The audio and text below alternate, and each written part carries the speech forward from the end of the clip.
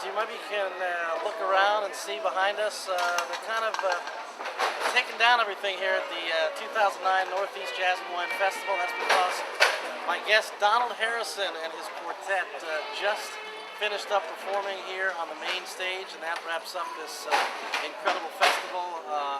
Donald, I know you got a chance to play a lot of festivals and a lot of different places, countries all over the world. How'd you enjoy your visit here to Syracuse? I always love it here. You guys have a great audience, and they really love the music. They were enthused, and that makes me enthused. And I know, Christian Scott obviously considers you a mentor, and you yourself would have to consider Art Blakey to be one of your true mentors. In terms of the history of this music, has there ever been a better talent scout in all of jazz than Art Blakey? And having had a chance to share a bandstand with Art Blakey, what kind of an education was that for you? Yeah, Art Blakey gives you your doctorate.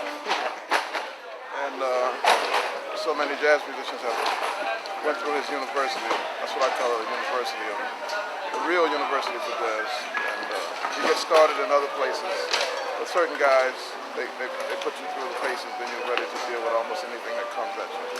So, playing with almost any type of music and any kind of jazz band. Art Blakey prepared you for that. He was a great role model as a human being who cared about the young people and the music, and as well as teaching the history of it to them. You had a song called Nouveau Swing, and I just wanted to ask you, can you define Nouveau Swing? What exactly is Nouveau Swing? It's like taking some elements of jazz, well, really a jazz bass format, and adding some R&B and dance components to it. For my generation, you got a little unique mixture. Every generation does little things with the music that you can say, well, I came about in the 80s and 90s, and this came about in the 50s and 60s. So if you start adding hip-hop, then you know that somebody in the 50s couldn't start adding hip-hop, really. Just putting our own little spin to things that make me happy in music, and I like it.